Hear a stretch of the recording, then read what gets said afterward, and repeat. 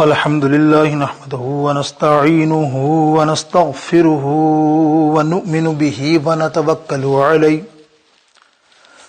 ونعوذ بالله من شرور أنفسنا ومن سيئات أعمالنا من يهده الله فلا مضل له ومن يضلله فلا هادي له ونشهد أن لا إله إلا الله وحده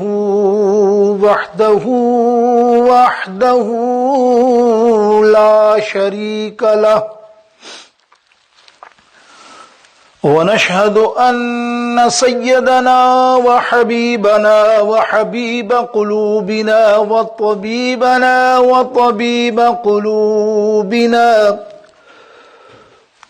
ونورنا ونور ظاهرنا ونور باطننا وملجأنا ومأوانا محمد صلى الله تعالى عليه وسلم تسليما كثيرا كثيرا أما بعد فأعوذ بالله من الشيطان الرجيم بسم الله الرحمن الرحيم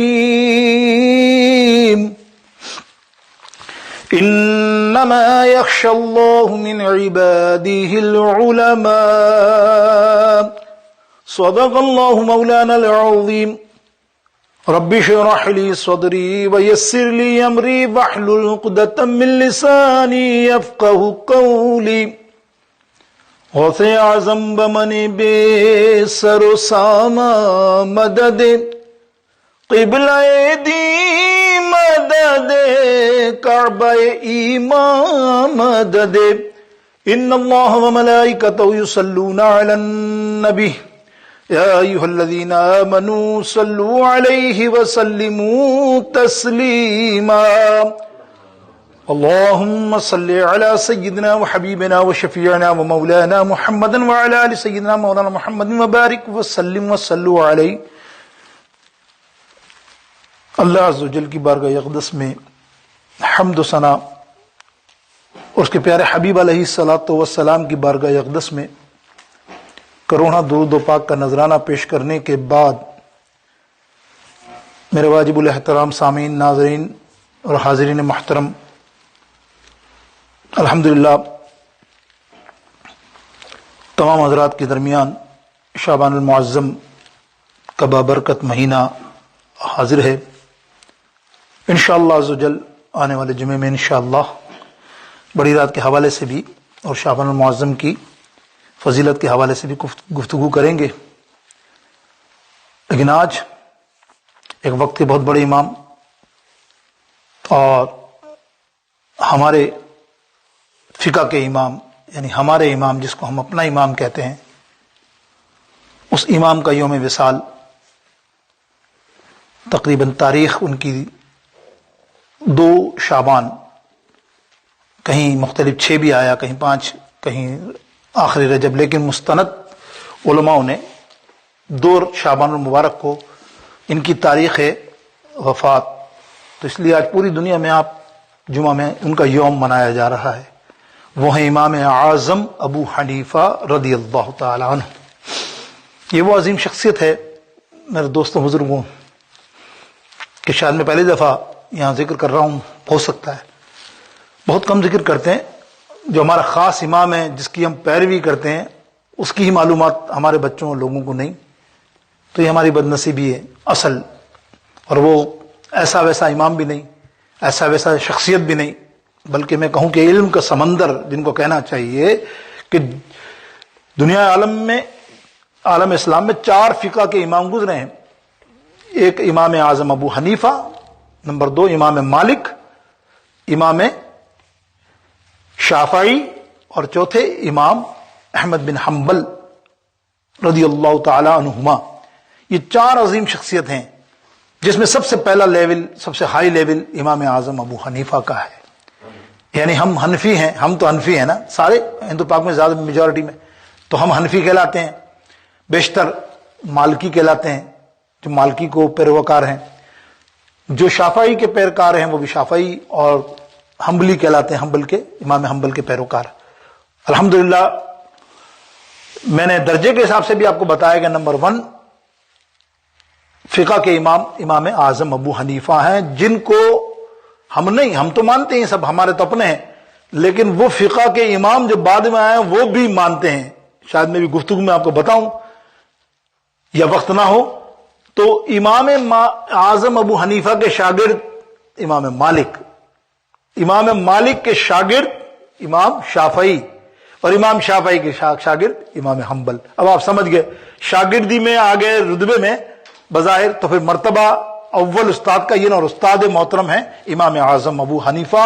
فقہ میں یعنی دین کے کسی علم میں بڑا عروج ان کو، ہر چیز میں ماشاءاللہ ان کی علمیت محدثوں نے بیان فرمائی ہے کتابوں میں، بے شمار کتابوں میں، اور انشاءاللہ اسی سے کلام کریں گے۔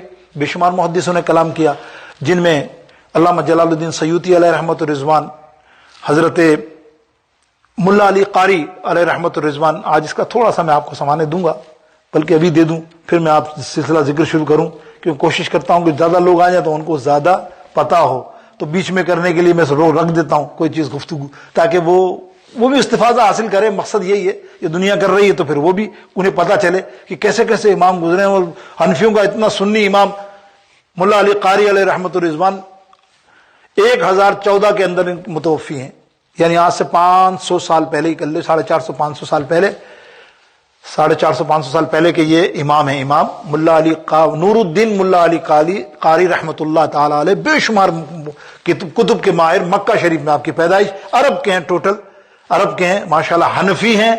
امام حنیفہ پہ بہت ساری کتابیں بھی لکھی، لیکن ایک مشہور کتاب فقہ اکبر، یہ ان کی لکھی ہوئی کتاب ہے۔ انہوں نے تفسیر کی، تفسیر انوار القرآن، وہ بھی ان کی، اور امام مالکی، قاضی ایاز مالکی کی شفا شریف، بہت بڑی دنیا عالم میں مشہور کتاب ہے، اس کی شرح کرنے والے ملا علی قاری رحمۃ الرضوان۔ یہ تھوڑا سا تعارف وقت کے حساب سے میں نے ایک محدث کا، بہت بڑے محدث کا آپ کے سامنے کیا، وہ بھی عربوں کے، اور عقیدہ الحمدللہ ہمارا ہی، ایسا نہیں، سنی عقیدہ پکا۔ اب دیکھیے، امام اعظم ابو حنیفہ رضی اللہ تعالی عنہ کوفہ میں پیدا ہوئے، اور 70 ہجری آپ کی پیدائش کی تاریخ ولادت، اور 150 متوفی آپ کی وفات۔ تو آپ خود سوچئے کہ تقریباً کربلا کے واقعے کے بعد ہی نا آپ کا یہ معاملہ ہوا۔ تو اعتراض یہاں یہ ہے، آپ کے والد جو محترم کا نام ہے ثابت، اور آپ کے دادا کا نام ہے نعمان، ثابت اور نعمان، یعنی دونوں ہی حضرت مولا علی کے زمانے کے ہیں، یعنی دادا آپ کی صحبت میں رہے، مولا علی کی صحبت میں رہے کافی، اور والد بھی رہے، اور مولا علی نے خاص دعا دی تھی حضرت ثابت بن نعمان کو، یعنی آپ کے والد محترم کو خدمت دینے، بولا کہ اے ثابت، تیرے یہاں کیسے اولاد پیدا ہوگی جو علم کی دنیا میں روشنی ہوگی، ٹاور ہوگا، جس کو کہنا چاہیے نا، امت کا سراج جن کا نام ہے، امت کا سراج آپ کا لقب بھی ہے، چراغ کی روشنی، یعنی یہ تورات کتاب کے اندر بھی یہ حوالہ ملتا ہے کہ رسول اللہ صلی اللہ علیہ وسلم، آنے والے نبی کی امت میں ایک ایسا عالم بھی ہوگا جو چراغ ہوگا امت کے لیے، امت کا سراج جن کا لقب ہے۔ میرے دوستو، یہ مولا علی کی دعا بھی ان کے پیچھے، سبحان اللہ۔ اور تھوڑا سا ایک بات، اعتراض ہوتا ہے نا، حاسد تو بہت ہوتے ہیں، ایسا نہیں ہے، حاسد تو کوئی عالم بڑا آگے ترقی کرنے لگ جائے تو آپ کو پتا ہے حاسد پیدا ہو جاتے ہیں، اور آج کل کا دور تو اللہ معاف فرما دے، استغفر اللہ، دیکھتے ہیں آپ، بس ایک چیز کسی کی مل جائے تو وہ پہلے اچھال کے بعد میں بولیں گے صلہ کر لو۔ ابھی جس نے تم نے غیبت کی، اس کی برائی کی، وہ کہاں جائے گی؟ تم نے اس کے کپڑے اتار دیے بیچارے کے، کسی کے بھی، اب بول لو، اب آپس میں معافی مانگ لو۔ تمہیں سوچنا چاہیے نا یہ باتیں، کہ پہلے کرنے سے پہلے سوچے تو صحیح، کم سے کم اس سے بات کی جس نے بولی ہے، کیا پتا وہ معافی مانگ لے، اپنی غلطی کا اعتراف کر لے، لیکن نہیں، ہم پہلے سے شروع ہو جاتے ہیں۔ تو وہ اس زمانے میں بھی آپ کے بہت حاسد تھے امام کے، اور آج بھی ایسی بات نہیں ہے حنفی سلسلے کے۔ تو وہ حاسدوں نے کتاب لکھی، مشہور کر دیا کہ یہ امام اعظم میں وفا نہیں ہے، نعوذ باللہ۔ اب کیوں وفا نہیں؟ جواز کیا دیا کہ کوفیوں میں وفا نہیں ہے نا، اسی لیے امام اعظم میں وفا نہیں ہے۔ اندازہ کیا، ہاں ٹھیک ہے، بات ایک جگہ اپنی جگہ صحیح ہے، بات اپنی جگہ صحیح ہے کہ کوفیوں نے جیسے امام علی مقام امام حسن، امام حسین رضی اللہ تعالیٰ نے جس طرح سے بے وفائی کی، جس طرح سے انہوں نے کیا کام، تو وہ مانتے ہیں ہم تو، لیکن وہ تو چند لوگ ہیں نا، پورے کوفے والے تو نہیں ہو سکتے نا, آپ سمجھ رہے ہیں. اگر ہم کہیں گے پورے کوفے والے ایسے ہیں تو یہ غلط ہے. اب میں کہوں کہ کوئی گجرات میں کوئی 2-4 آدمی مجھے بات کر لے تو میں سارے گجرات لوگوں کو برا کہوں. اب دلی کی آپ کو مثال سنا دوں, ایسے چلیے نا, انڈیا والے ہو تم لوگ, سمجھتے دلی کی کیا مشہور ہے آپ کو معلوم ہے. اب آپ بولو یار دلی جا رہے ہو, خیال رکھنا, بولے کیا معاملہ خراب ہو جائے گا. دلی کے سمجھتے ہیں, دلی کی بڑی مشہور مثال ہے نا دلی کے. ہاں بولنا نہیں چاہیے لیکن اب کیا کریں, یہ ایک مثال کر دی. کیوں؟ اور واقعی صحیح ہے. آپ دلی جاؤ گے, کچھ لوگ کہتے ہیں آپ دلی میں جاؤ اور آپ بولو یار وہ مینارہ کہاں ہے, 2 مینارہ 3 مینارہ یا فلانے کا جگہ کہاں ہے, تو ہوگی مشرق میں. بولے اچھا جانا ہے, وہ یہ دیکھو ادھر مغرب میں, وہ مغرب میں اس کو بھیج دیں گے. تو اب ہم کیا سوچیں, کیا دلی والے سارے ہی ایسے ہیں؟ نہیں, مجھے آپ بتائیے, کیا ہم سوچ سکتے ہیں, بلیم کر سکتے ہیں؟ نو بھائی, دلی میں خواجہ نظام الدین اولیاء بھی ہیں, حضور محبوب الہی بھی ہیں, حضرت امیر خسرو رضی اللہ تعالیٰ عنہ بھی ہیں, حضرت بختیار کاکی رحمت اللہ تعالیٰ بھی دلی کے ہیں, التمش بھی دلی کے ہیں. تو اب بتائیے نا, اتنی عظیم شخصیت ہیں, تو ہم کہہ دیں تمہارا مثال کیا؟ لوگوں نے, ہمارے علماء نے فرمایا کہ تم کوفے کے لیے وہ نسبت دیتے ہو. ارے وہ کوفے کے ہوں گے برے برے لیکن اچھے بھی تو ہیں. عبداللہ بن مسعود رضی اللہ تعالیٰ عنہ صحابی جلیل القدر, کوفہ میں رہے, اللہ کے رسول کے دین کو بہت پھیلایا ہوا انہوں نے, اور کئی صحابہ وہاں ہیں, کئی جید علماء بھی ہیں وہاں. تو کوفہ سے آپ کا تعلق بیسیکلی. لیکن پچھاڑی میں جس کو کہتے ہیں نا جد امجد, آپ کے جد امجد ہیں جو ہے فارس کے ہیں. کہاں کے ہیں؟ فارس. دیر آر نوشہرواں خاندان, جو آپ کو پتا ہے نوشہرواں خاندان, یعنی فارس سے آپ کا تعلق تھا. اسی لیے نبی علیہ السلام نے بشارت دی ایک حدیث پاک میں حضور علیہ السلام نے بشارت دی اس امام کی. دیکھیں امام کی ماشاءاللہ شان کیا ہے, اللہ اکبر. یہی ملا علی قاری علیہ رحمت الرضوان فرماتے ہیں اپنی کتاب میں کہ تقریباً 1700 کے قریب حدیث پاک نقل فرمائی آپ نے اپنی کتاب میں مسند امام ابو حنیفہ, اور تقریباً 83,000 مسائل, آپ سمجھ سکتے ہیں 83,000 کس کو کہتے ہیں, امت کے لیے مسائل نقل فرمائے. اور 83,000 نہیں, وہ تو اور علماء نے زیادہ بھی لکھے. میں ایک مخصوص امام کی بات کر رہا ہوں کہ امام ملا علی قاری علیہ رحمت الرضوان نے 83,000 مسائل کے بارے میں لکھا. تو پھر آگے لکھا کیا کہ ان کے شاگردوں میں کون؟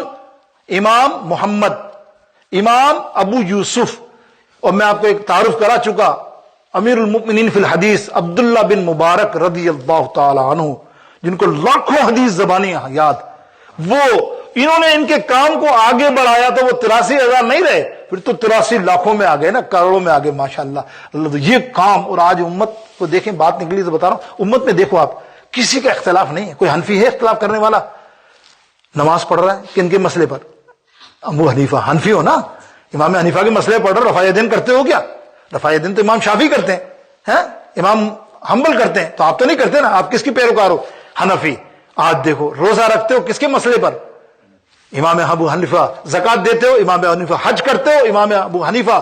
اندازہ کیجئے بیسک فرضیات میں ہمارا ایسا اعتماد ہے الحمدللہ کہ کوئی سنی کھڑا ہو کے نہیں کہتا یار یہ غلط ہے, یہ نہ کرو, ابھی آج سے یہ کرو, آج سے یوں نماز پڑھو, آج سے یہ کس نے نکالے مسائل؟ امام اعظم ابو حنیفہ نعمان بن ثابت رضی اللہ تعالی عنہ کی ہم غیر علمی شخصیت. ایسے امام ہیں میرے دوستوں بزرگوں, یہ وہ امام ہے. اب وہ آپ فرماتے 83,000 فرمایا آپ نے کہ انہوں نے مسائل نکالے, اور یہ مسائل نکلتے نکلتے میں نے آپ کو بتایا کہاں تک یہ مسائل پہنچے. اب رسول اللہ صلی اللہ تعالی علیہ وسلم جن کی بشارت دیں, اندازہ کیجئے وہ شخصیت. ویسے تو چاروں اماموں میں ایک واحد امام اعظم ابو حنیفہ ہیں جو تابعی ہیں. تابعی میں آپ کو سمجھا چکا, جس نے صحابہ کو اپنی آنکھوں سے ایمان کی حالت میں دیکھا وہ تابعی ہے. اب وہ تابعی کا بھی مسئلہ سن لو ایک ہلکا سا, کہ سرکار علیہ السلام نے فرمایا جس نے میرے ساتھ مجھے دیکھا, میرے صحابہ کو دیکھا, اور جس نے میرے صحابہ کو دیکھا یعنی تابعی, اللہ نے ان پر جنت واجب کر دی. کتنی بڑی بات ہے. تو میرے دوست امام ابو حنیفہ جیسی شخصیت جنتی, اور صحابی بھی ایک نہیں کئی صحابہ کو دیکھا. آپ کے بارے میں آتا ہے 8 بھی آتے ہیں, 15 12 بھی. 8 صحابہ کو تو مستند نام کتابوں میں ہے کہ جن کا دیدار آپ نے بنفس نفیس خود فرمایا, اور 3 ایسے صحابی ہیں جن سے حدیثیں لی. اور حضرت انس بن مالک رضی اللہ تعالیٰ سے روبرو بیٹھ کر, پھر میں حدیث میں سناؤں گا, حضرت انس بن مالک سے روبرو بیٹھ کر اور حضرت واصلہ رضی اللہ تعالیٰ عنہ اور حضرت جابر بن عبداللہ رضی اللہ تعالیٰ عنہ، یہ تین جید صحابی جن سے اپنے حدیثیں لی. حضرت انس بن مالک رضی اللہ تعالیٰ عنہ سے تو حدیث کیا لی؟ تو پہلے سنیے نا آپ کو، بخاری شریف تفسیر جمعۃ المبارک، سورہ جمعہ کی تفسیر کی ہے امام بخاری نے، تو اس میں بیان کیا ہے امام بخاری نے. دیکھیں ابو ہریرہ راوی ہیں رضی اللہ تعالی عنہ. آپ فرماتے ہیں ایک دن سرکار علیہ الصلوۃ والسلام ہمیں خطاب فرما رہے تھے کہ یہ آیات کی تفسیر نازل ہوئی، یہ آیات نازل ہوئی سورہ جمعہ، تو حضور علیہ السلام نے ہمیں بیان کر دی جو اس کی تفسیر تھی. کرتے کرتے قریب کے اندر حضرت سلمان فارسی موجود تھے، ہمیں گفتگو بتا دی، اور بتانے کے بعد کندھے پر ہاتھ مبارک رکھا حضرت سلمان فارسی کے اور فرمایا سنو، یہ جو میں علم کی باتیں کر رہا ہوں نا، ایک وقت ایسا آئے گا کہ اس میری امت کے اندر ایک ایسا شخص بھی ہوگا، هذه الرجل ان الثریا، یعنی وہ علم حاصل کرنے کے لیے اگر اوج ستارہ ثریا وہاں تک جانا پڑا تو وہاں جا کر بھی علم حاصل کرے گا، اور وہ ہوگا ہاتھ مار کے کا اس کے علاقے کا، مطلب فارس سے. یہ بخاری اور مسلم میں چند لوگوں کا کہا کہ چند لوگ ایسے ہوں گے جو علم حاصل کریں گے فارس سے، فارس ملک سے، جو سریا ستارہ اس کو کہتے ہیں جہاں آسمان پر بلندی پر یہ ستارہ ہوتا ہے، یہ 7 ستاروں کا سرکل ہوتا ہے. دیر آر 7 اسٹار، 7 ستاروں کا سرکل ہوتا ہے بہت. تو وہ جو سریا سے کہنے کا مقصد ہے بہت بلندی، یعنی علم حاصل کرنا ہو تو وہ اتنا علم حاصل کر لے گا کہ کہیں بھی ہوگا نا یہ بندہ حاصل کر لے گا. مفسرین فرماتے ہیں اشارہ امام اعظم ابو حنیفہ رضی اللہ تعالیٰ عنہ. اب آئی سنیے ایک اور روایت سن لیجئے چلتے چلتے. حضرت انس بن مالک، ایک دن حضرت انس بن مالک رضی اللہ تعالیٰ عنہ کو سرکار علیہ السلام نے اپنے منہ مبارک میں کھجور چبائی اور کہا یہ کھاؤ انس. حضرت انس بن مالک رضی اللہ تعالیٰ فرماتے ہیں میں نے لی کھائی، میں نے یا رسول اللہ اب کیا کرنا؟ بولا اب یہ کھجور جو ہے نا، تم میری امت میں ایک شخص آئے گا، ایک بندہ آئے گا تمہارے پاس، وہ وقت کا امام ہوگا، نام اس کا ابو حنیفہ ہوگا، اس کو اپنے منہ سے کھلانا. مفسرین نے فرمایا کہ یہی کھجور نہیں، مثال تو اب یہ سمجھیں گے کہ یہ کھجور نہیں، اس کا مقصد یہ کہ جب وہ آپ کو ملے ایک کھجور چبا کر اس کے منہ میں ڈال دینا، مقصد رسول اللہ کا علم ٹرانسفر کر دینا. یعنی میرے آقا جس کے امام کی تعریف کر رہے ہیں، جس کی بلندی کی تعریف کر رہے ہیں، اس کا نام ہے امام اعظم ابو حنیفہ. امام اعظم ابو حنیفہ. میرے دوست بزرگوں، میں کس کس شعبے سے میں ان کی گفتگو کروں؟ خدا گواہ میں صرف چند ہی کتابیں 15-20 سمجھ لیجیے پڑھی ہوں گی میں حیران رہ گیا کس شعبے میں بات کبھی کرنا چاہ رہا تھا. میں نے ان جمعے میں کیا کہہ سکتا؟ 3 جمعے تو کم سے کم ان کے شعبوں کے لیے چاہیے. میں ان کی علمی وسائل، ان کے تقوی کی بات کروں، تقوی کے اوپر پورا باب جس کے اندر 2 گھنٹے چاہیے آپ کو پورے کہ تقوی کس طرح کا تھا آپ کا. اللہ. اور آپ چلے، آپ کو میں نے ابھی علماء کرام کی تو بتا دی کہ جس طرح مفسروں نے اور آپ کا کلام کیا، آپ سے تعریف کی بہت سے مفسروں نے، لیکن آئیے اب اولیاء کرام کی تعریف کرتے ہیں نا. اولیاء کرام نے آپ کی شان کیا بیان کی؟ ظاہر اولیاء سے بڑھ کر تو ہمارے لیے نا، اولیاء تو عالم بھی ہے، اور عالم بھی کیسا؟ کشف المحجوب کا. کشف المحجوب کا داتا علی حجویری نے، داتا علی حجویری کیا فرماتے ہیں کشف المحجوب میں؟ دیکھو داتا حجویری کون ہے، میں پہلے بھی سمجھا چکا، جس کو غوث اعظم، اللہ اکبر، ہمارے لیے تو حجت نہیں ہے نا. اب میں کوئی ریفرنس دوں کیا غوث اعظم کی ریفرنس دو، سوال ہی نہیں ہمارے لیے سنی کے لیے کہ غوث اعظم پیرانی پیر دستگیر فرماتے ہیں کہ شیخ عبد القادر جیلانی 100 سال پہلے ان کے ہوئے ہیں، اگر یہ میرے زمانے میں ہوتے تو یہ میرے شیخ ہوتے. اس پائی کی شخصیت. اب اس سے آگے کیا جاؤ تو خواجہ غریب نواز سے پوچھو، جو قدموں میں بیٹھ کر 40 دن تک چلہ کھیجے، غریب نواز جیسی شخصیت، اور کہ کیا فیضان ہے داتا علی حجویری کا، میں بیان نہیں کر سکتا. تو مقصد کتنی بلند پائے شخصیت. وہ لکھتے ہیں اپنی کتاب میں کہ بولے میں پریشان تھا، 4 امام ہیں تو مجھے کسی ایک فقہ کو فالو کرنا، چاروں میں سے میں کس کو کروں؟ امام حنبل، امام شافعی، امام مالک یا امام اعظم ابو حنیفہ. تو میں ایک دفعہ شام گیا حضرت سیدنا بلال رضی اللہ تعالیٰ کا مزار اقدس پہ حاضری کے لیے. دیکھو ان بات سے ثابت ہے کہ ہمارے اولیاء مزارات پہ جاتے تھے. داتا صاحب بھی گئے، خواجہ صاحب بھی گئے. تو آج ہم مزار پہ جانے سے تم روکتے ہو؟ تو دیکھو تو صحیح یار، کیسی کیسی شخصیتیں مزارات پہ جا کر ہمیں اصلاح کر رہی ہیں، ہمیں بتا رہی ہیں. خود اللہ و امام اعظم کے مزار پر امام شافعی پہنچے، امام شافعی پہنچے مزار اقدس پہ. آپ رفع یدین کرتے تھے. کون؟ امام شافعی، تیسرے امام. وہاں مریدوں کے ساتھ، عقیدت مندوں کے ساتھ وہاں جا کے آپ نے نفل نماز پڑھی. اور نماز پڑھی تو نماز پڑھی سنیوں کے طریقے سے، حنفی طریقے سے. رفع یدین تو ہر کوئی ہر جگہ کرے گا نماز جو پڑھتا. مرید حیران کہ حضرت آپ نے ان کے مزار اقدس پہ یہاں نماز پڑھی لیکن آپ نے اپنا طریقہ چھوڑ دیا. بولا تو نہیں جانتا کس امام کے پاس آیا ہوں، یہ اس اعلی پائے کا امام ہے کہ آج میں نے اسی کو فالو کیا ہے. میرا دل نہیں چاہا کہ میں اپنا فتوا لگاؤں، یعنی دیا تو انہوں نے ہے رفع یدین کا معاملہ. اللہ اکبر. دیکھیں اس پائے کا امام جس کو سارے امام تعریف کریں وہ ہے امام اعظم کہ سبھی نے مانا، سبھی نے جانا، سبھی نے ان کو امام جانا. امام اعظم ابو حنیفہ، امام اعظم ابو حنیفہ اس پائے کے امام ہے. میرے دوستو بزرگوں، تو داتا صاحب کیا فرما رہے ہیں؟ داتا علی اجویری فرما رہے ہیں میں نے سوچا کس کو امام کروں. اب میں حضرت بلال شام میں دمشق میں وہاں پہنچا اور حضرت سیدنا بلال رضی اللہ تعالیٰ مزار اقدس پہ گیا اور تھوڑا کونے پہ آ کے سو گیا. میں سویا کیا میری قسمت کھل گئی. داتا صاحب فرماتے ہیں رسول اللہ صلی اللہ علیہ وسلم کا دیدار ہوا. میں نے دیکھا صحن کے اندر سرکار علیہ السلام کے پہلو کے اندر ایک بزرگ سفید داڑھی والے ایسے لیٹے ہوئے ہیں. بظاہر سرکار نے انہیں گلے سے لگایا ہوا ہے سینے سے، مطلب اس طرح لپیٹ کر جیسے بچوں کو کوئی لگاتا محبت سے. میں حیران ہو گیا. میں نے جا کے قدم بوسی کی سلام کیا، صلاۃ والسلام علیک یا رسول اللہ. فرمایا آؤ علی اجویری. جانتے ہو یہ کون ہے؟ سفید پوش سفید داڑھی والے. بولے یا رسول اللہ واللہ اعلم ورسول. بولے یہ حاذہ الملک الامام المسلمین، یہ تمہارے ملک کا امام ہے اور تمہارے تمام مسلمانوں کا بھی امام ابو حنیفہ ہے. اب میں اٹھا، مجھے اشارہ مل گیا کہ مجھے حنفی طریقہ اختیار کرنا چاہیے. امام داتا صاحب بھی حنفی، خواجہ صاحب بھی حنفی، بابا فرید بھی حنفی. میں کس کس کی مثالیں دوں اور بھی آگے چلے جاؤں تو حنفی کتنے ملیں گے اولیاء کرام. اور اولیاء کرام میں غوث اعظم حنبلی. اب سنو امام غوث اعظم کی شان.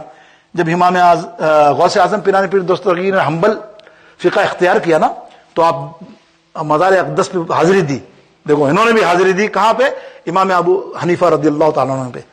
تو اندر سے آواز آئی اے شیخ عبد القادر جیلانی تو حنفی نہیں بنا، تو حنبلی بن گیا. بولے امام بس مجھے وہ پسند ہے. ظاہر وہ تو اپنی اپنی بات تھی، مجھے بہت پسند ہے امام حنبل. بولے کوئی بات نہیں وہ بھی میرے ہی ہیں. تو پھر شیخ عبد القادر جیلانی کے الفاظ لکھیں کتابوں میں. آپ نے فرمایا خدا کی قسم یا شیخ ابو حنیفہ، میرے امام ابو حنیفہ سنو، میں تو نہیں بنا لیکن میرے جتنے اقتدا کرنے والے ہیں نا اکثریت میں سارے کے سارے آپ کے پیروکار ہوں گے. اور آج آپ دیکھ لیں غوث اعظم کے پیروکار آج جیسے رفع یدین جو کرتے ہیں نا وہ اعتراض کرتے ہیں ابے بھائی تم اہل حدیث ہو، کیونکہ بولے شیخ عبد القادر جیلانی تو رفع یدین کرتے تھے. حالانکہ وہ مال کے اپنے حنبلی سلسلے تھے نا، لیکن اس کا مقصد یہ تھوڑی کہ انہوں نے ہمیں حکم دیا کہ تم بھی یہی کرو. یہ کوئی وہ زور نہیں ہے، یہ فروغی مسئلہ ہے. آپس میں اختلافات تو فروغی ہے نا. امام مالک کے حنبل سے، حنبل کے امام ابو حنیفہ سے، شافعی سے، وہ ایک فروغی مسئلے ہوتے ہیں، چھوٹے موٹے مسئلے. اس کو بڑھانا نہیں چاہیے کہ بڑھا دیں ہم کہ یہ مسئلہ ہے. بہرطور دین کے اندر یہ چیز کہیں نہیں ہے. یہ اچھی چیز ہوتی ہے کوئی چیز اختلاف دینی ہو اور وہ بھی فروغی ہو، مسائل پر کسی بات پر ہو، کوئی بات نہیں، اسے سیکھنے کو ملتا ہے. تو میرے دوستو بزرگوں، داتا علی اجویری رضی اللہ تعالیٰ. آئیے نا ایک اور امام کی بات کرتا ہوں کہ پانچویں امام ہے امام باقر رضی اللہ تعالیٰ عنہ، یعنی زین العابدین کے صاحبزادے مولا علی سے. پانچویں امام، پنجم امام کہتے ہیں ان کو. اللہ ان کی شان سنیے. حاسدوں نے مشہور کر دیا بہت سارے لوگوں نے کہ یہ جو امام ابو حنیفہ ہے جو مسائل لکھتا ہے، بیان کرتا ہے، یہ قرآن و حدیث سے نہیں کرتا بلکہ کیا کرتا ہے؟ اپنی زبان سے ادا کرتا ہے، قیاس کرتا ہے. قیاس سے مراد یہ کہ اپنا حکم ہے قیاس کا بھی. رسول اللہ صلی اللہ علیہ وسلم کی حدیث پاک ہے کہ جب تم کو قرآن میں کوئی چیز نہ ملے، حدیث میں میری حدیث میں کوئی چیز نہ ملے تو پھر دل پہ قیاس کرو، دونوں کو ملا کے جو تمہیں بہتر لگے اس پر فتوا دو. تو آپ پر یہ الزام لگا کہ حدیثوں پر بیان نہیں کرتے، قرآن پہ بیان نہیں کرتے، قیاس ہی کرتے رہتے ہیں. مکہ شریف میں حاضری ہوئی، غالباً مدینہ شریف یا مکہ شریف میں، تو آپ نے بلوا لیا امام اعظم ابو حنیفہ کو. اللہ اکبر. حاضری جب دی آپ نے قدموں کے بل، بڑی ادب و رجدار اس کے ساری سے آپ نیچے بیٹھ گئے، آپ کے ہاتھوں میں ہاتھ چومے اور تشریف رکھ گئے. بولے ابو حنیفہ تمہاری بڑی شکایت ہے کہ تم سن تو میرے نانا کے تم جو شریعت کو اپنی طرف سے قیاس بنا کے پیش کرتے ہو، مسائل کو دین اسلام کے تحت نہیں کرتے. آپ نے فرمایا یہ غلط ہے یا سیدی، یہ غلط ہے. پھر آپ نے اس کو مختصر کر رہا ہوں کہ آپ نے ان سے پوچھا کہ میرے سوال کا جواب دے دیجیے حضرت یا سیدنا آپ. امام باقر نے فرمایا بولو. آپ نے فرمایا بتائیے مجھے اگر میں قیاس کرتا تو نماز افضل ہے کہ روزہ؟ آپ ہی بولو سب. نماز افضل ہے کہ روزہ؟ نماز ہے کہ نہیں؟ اتنا تو آپ کو پتا ہے, اتنا تو سب کو پتا ہے. تو امام اعظم ابو حنیفہ کہتے ہیں آپ بتائیے مجھے نماز افضل ہے کہ روزہ؟ حضرت نے فرمایا نماز بھائی. امام باقر نے تو بولا آپ اندازہ کیجئے جب نماز افضل ہے تو عورت جب حیض میں ہوتی ہے تو اس کو کیا معافی ہے؟ نماز کی, روزے کی نہیں ہے. روزے اس کو قضا ادا کرنے. اگر میرا قیاس ہوتا نا تو نماز افضل ہے نا, میں کہتا نہیں نماز پڑھ, روزہ بھلے چھوڑ دے. اگر میرا قیاس ہوتا. امام اعظم خوش ہو گئے, امام باقر خوش ہو گئے, واہ زبردست. بولا ایک اور سوال, بولا 2-3 سوال کیے انہوں نے, ایک سوال اور ہے, مجھے بتائیے مرد کمزور ہے کہ عورت کمزور ہے؟ آپ بتائیے. آج کل کے نہیں, ویسے ہی پوچھ رہا ہوں, آپ بھی ڈرتے ہو یار. آج کل مطلب عورت ہی کمزور ہے نا, دیکھیں نا عورت کمزور ہے نا بیسیکلی. تو آپ کیا فرماتے ہیں؟ حضرت نے فرمایا عورت کمزور ہے بھائی, بیسیکلی عورت کو کمزوری بتایا دین نے. خیال رکھو, یہ بھی فرمایا ٹیڑھی ہڈی ہے, اس کو سیدھی کرنے کی کوشش کرو گے ٹوٹ جائے گی. ہمارے یہاں ہوتا ہے نا بھائی غصے والے میاں لوگ, بہت غصہ کرتے ہیں, بولتے اس کو میں سیدھی کر دوں گا, ٹیڑھی ہے نہیں, پیار سے کرو. رسول اللہ صلی اللہ علیہ وسلم فرمایا بڑی محبت سے کرو, آ جائے گی لیول پر, پیار اور محبت سے. جہاں تم نے اس کو غصہ کرنے کی دی نا, یہ ہڈی ایسی ہے, پھر ٹوٹ گئی تو ختم, رشتے ختم ہوتے ہیں. اور رشتے ختم ایسے ہی ہوتے ہیں کہ وہاں بھی جلال یہاں بھی جلال, تو کام نہیں بنتا, رشتے ٹوٹ جاتے ہیں بات بات پہ. تو آپ نے فرمایا امام باقر نے عورت بھائی, تو آپ نے فرمایا یا سیدی پھر سنیے, جائیداد میں عورت کا کتنا حصہ ہے؟ بول 1.5, یعنی مرد کا 1 حصہ عورت کا آدھا حصہ, یہی نا, سمجھ گیا نا, مرد کا پورا حصہ عورت کا آدھا حصہ. تو آپ نے فرمایا اگر میں قیاس کرتا نا تو عورت تو کمزور ہے, تو میں عورت کو پورا حصہ دیتا, مرد کو میں کیوں حصہ دیتا؟ اللہ اکبر. کھڑے ہو گیا, آپ نے اٹھایا, گلے سے لگایا, گلے سے لگا کر ماتھا چوما. بولے امام واقعی جس نے کہا ہے سب غلط کہا ہے, تو بالکل صحیح فتوے اور صحیح مسائل بیان کرتا ہے. سبحان اللہ. کیا فرمایا کسی نے خوبصورت انداز میں کہ حضور سرکار دو جہانے, حضور سرکار دو جہاں بھی بٹھائے پہلو میں اپنے ان کو, ارے جبھی کو چومے امام پنجم, جبھی کو چومے امام کاظم, امام حنیفہ, امام حنیفہ. یہ شان ہے میرے دوستو بزرگوں, یہ امام اعظم ابو حنیفہ کی کیا تقوی, کیا آپ کے علم کی بات کروں میں آپ کو. ایک مختصر چیدہ 5-10 منٹ میں تو یہی بات کر سکتا ہوں. تقوی تو دیکھو یار, تقوی کیسا, میں نے کئی دفعہ مثالیں بیان کی ہیں. ایک مثال سنو, آپ کپڑے کے تاجر اعلیٰ کپڑے پہنتے تھے, اعلیٰ ڈریس, اعلیٰ خوشبو لگاتے تھے, بہت مالدار اماموں میں مقام ہے آپ کا. امام مالک آپ کے شاگرد ہیں, 1-2 منٹ پتہ نہیں زیادہ ہو جائے گی بات نکلے گی. امام مالک آپ کے شاگرد ہیں, بچپن میں بہت غریب تھے امام مالک. آپ کی والدہ کے شوہر مطلب آپ کے والد انتقال کر گئے, تو 6-7 بہنیں تھیں ان کی کچھ, اور خود کھانے پکانے والا نہیں, تو آپ نے بچپن میں ان کو پکڑا اور دکان کے اوپر بولا نوکری کر یہاں, اور جو لائے ہم کھائیں گے, تو تنخواہ تجھے ملے, اس سے ہم گزارا کریں گے. امام مالک فرماتے ہیں میں نوکری پہ لگ گیا, میں نوکری پہ لگا تو میں نوکری پہ کچھ عرصہ لینے کے بعد میں ایک جگہ سے گزرا تو مدرسہ تھا امام ابو حنیفہ کا. میں نے دیکھا دین کی تعلیم بچے حاصل کر رہے ہیں, میں کھڑا ہو گیا, کھڑا رہتا بس, پھر نہ دکان نہ گھر, میں کھڑا ہی رہتا, کھڑا رہتا, سنتا رہتا روز. امام اعظم ایک دن آیا, بولے بچے کیا بات ہے؟ بولے مجھے بہت شوق ہے. امام نے کہا آ جاؤ پڑھ لو بس, اور مجھے مدرسے میں داخل کر دیا, مجھے پڑھانا شروع کیا. کچھ عرصے کے بعد جب میں 1-2 مہینے کے بعد ماں نے پوچھا پیسے کیوں نہیں لا رہے ہو, تو بولے جاتا کہاں ہوں دکان پہ. بولے کہاں جاتے ہو؟ بولے مولوی صاحب کے پاس. سن رہے نا آپ, یہ تو سننا غور سے, دل پہ رکھنا بات. وہ اس زمانے کی بات ہے, اور آج تو مولوی بناتا ہی کوئی نہیں. ارے بھائی مولوی ملے گا کیا؟ وہ ماں گئی, الفاظ ہیں, ماں گئی اور کہنے لگی مولوی صاحب کی ایسی بس اپنے آپ بڑبڑا لگی, میرے بچے کو روزی چلی گئی, ہم بھوکے مر رہے ہیں, اور مولوی کو اپنی پڑی ہوئی. پہنچ گئی امام اعظم حنیفہ کے پاس. بولے تو کون سا امام ہے, تو کون سا مولوی ہے, میرے بچے کو خراب کر دیا, یہ روزی لاتا تھا, پتہ ہے 6 بیٹی ہے میری, کون کھلائے گا, ہم بھوکے مر رہے ہیں, اور تجھے پڑی ہے اپنی بتاؤ.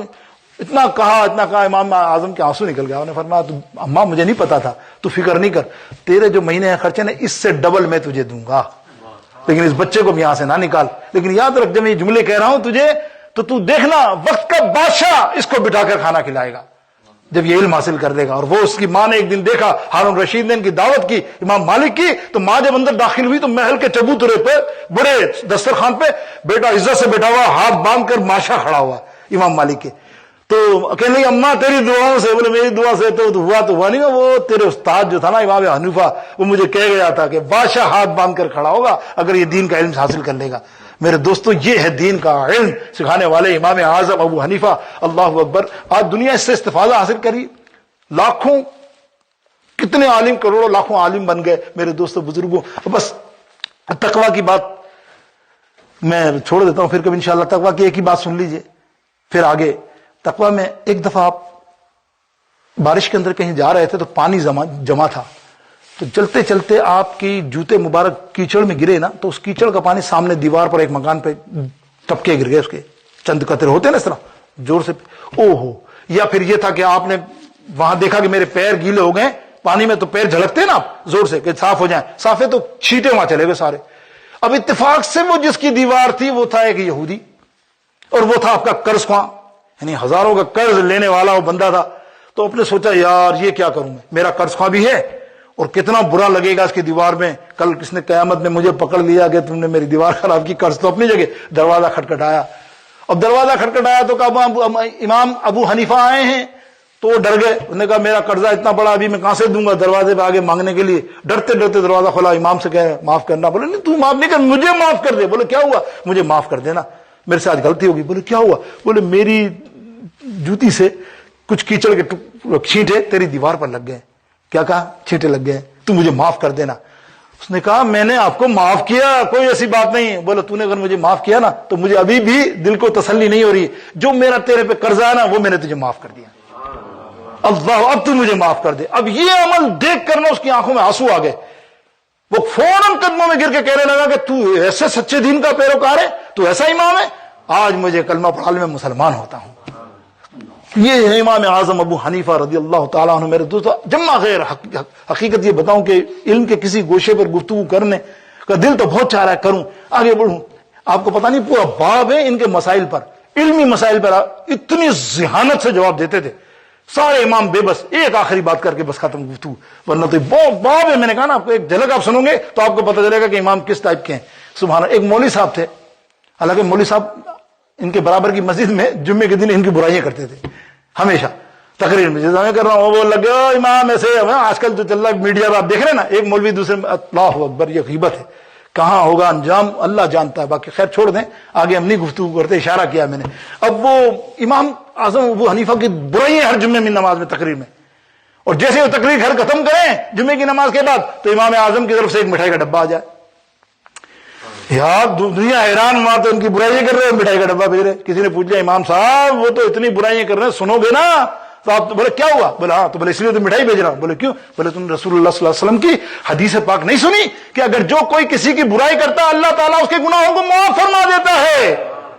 آج ہماری کوئی برائی کرے تو ہم الٹا اس کو برائی کرنے لگ جاتے. ارے چپ ہو جا, خاموش ہو جا, اللہ کے سامنے پیش ہو جا, اللہ تو اجر دے, پھر اللہ کا اجر ایسا ہوتا ہے. اور امام اعظم حنیفہ کہتے ہیں تو میں مٹھائی نہ بھیجوں اس کو کہ یہ تو میرے گناہوں کو معاف کر رہا ہے. کون ہے جو آج کے دور میں کروا سکتا ہے؟ تو یہ اللہ رب العالمین جل شانہ. تو ایک مولوی صاحب تھے, ان کی بیوی جو تھی نا بڑی نکچڑی تھی, پسند نہیں کرتی تھی مولوی صاحب کو, تھی بڑی خوبصورت, اور آپ مولوی صاحب کا دل بھی اس پہ چھوڑنا نہیں ہے. اب ہوتا کیا تھا, جب لڑائی ہو مولوی صاحب کی بیوی بات کرنا چھوڑ دے, ہفتوں مہینوں مولوی صاحب تنگ آیا کسی نہ مناؤں, کبھی مان جاتی کبھی نہیں مان جاتی. ایسا ہی ایک دفعہ ایسا ہوا کہ وہ بری طرح ناراض ہو گئی بیوی, اور بیوی چاہتی بھی یہ تھی کہ اسے جان چھوٹے مولوی سے, سمجھ رہے نا آپ, اور مولوی صاحب جان نہیں چھڑانا چاہ رہے تھے. تو ایک دن بہت دن ہو گئے مانی نہیں, تو آخر میں ایک دن کھانا کھانے کے بعد لنچ پہ اس نے غصے میں کہہ دیا کہ دیکھ تو بات کر لے. بولا نہیں, اگر آج تو نے بات نہیں کی نا تو سن لے, فجر کی اذان سے پہلے اگر تو نے مجھ سے بات نہیں کی تو تجھے طلاق طلاق طلاق. سمجھ رہے آپ, یہ کہہ تو دیا. اب بیوی تو خوشی کے مارے پاگل, مطلب طلاق ہی ہو گئی نا. تو اس نے کہہ دیا کہ فجر کی اذان کب ہو اور کب میری طلاق ہو, میں جان چھڑاؤں. اور لیکن میاں بول کر پھنس گیا, محبت کرتا تھا نا یار, یہ میرے منہ سے کیا نکل گیا الفاظ, اب میں کیا کروں. سارے مولویوں کے پاس گیا, سب نے کہا اب تو تیری فجر تک انتظار کر, طلاق ہی ہو جائے گی, کیونکہ تو کہتا ہے کہ وہ ضدی ہے, وہ بات نہیں کرے گی, تو بات نہیں کرے گی تو طلاق ہو گئی. اب کسی نے کہا اب امام اعظم ابو حنیفہ کے جا, وہ بتائیں گے. دیکھو ذہنت, اللہ کیسے مسائل تھے, اتنے مسائل میں بتا نہیں سکتا. آپ ان کے پاس پہنچے, مولوی صاحب کے پاس, مولوی صاحب کو کہا تو حضرت امام اعظم ابو حنیفہ فرماتے ہیں بس اتنی سی بات. مسکرایا, بولا ایسا کرنا میں اپنا طالب علم تجھے دیتا ہوں, تمہارے قریب قریب اذان کی آواز آتی ہے؟ بولا ہاں بہت تیز آواز آتی ہے. بولا فکر نہیں کر, تیرے برابر والے گھر کی چھت کے اوپر میرا طالب علم جائے گا, فجر کی نماز 5 بجے شروع, اذان 5 بجے شروع ہوتی ہے نا, فجر کا ٹائم کتنے بجے؟ 5 بجے, اور سحری 4 بجے, تو یہ 4:15 بجے میرا مولوی جائے گا, بندہ اذان دے دے گا. اس وقت گھڑیاں تو نہیں تھی نا, تیری بیوی سمجھے گی اذان ہو گئی, اور یقین ہے مجھے کہ پھر کیا ہوگا تو دیکھ لینا. بولا اچھا ٹھیک ہے. مولوی صاحب نے وہاں اذان دی, بیوی تو رات بھر خوشی میں جھوم رہی تھی کہ بھاگو اب تو جان چھوٹی مولوی سے میری, اور اذان کی آواز آئی تو کھڑی ہو گئی. آہا خوشی خوشی مولوی کمرے میں, چلو اب 2 طلاق ہو گئی, اب تمہاری طلاق, میں بھی آزاد تم بھی آزاد. میاں کہتا واہ میرے امام اعظم ابو حنیفہ, آپ کی حکمت سے میرا کام بن گیا, میرا گھر بچ گیا. بولے او بڑی بی, یہ سحری کی اذان ہے, ابھی فجر کی اذان میں بہت ٹائم باقی ہے. سبحان اللہ. اللہ تعالیٰ مجھے اور آپ سب کو امام اعظم کی سیرت پہ چلنے کی توفیق نصیب فرمائے. وآخر دعوانا الحمد للہ رب العالمین. جزاکم اللہ.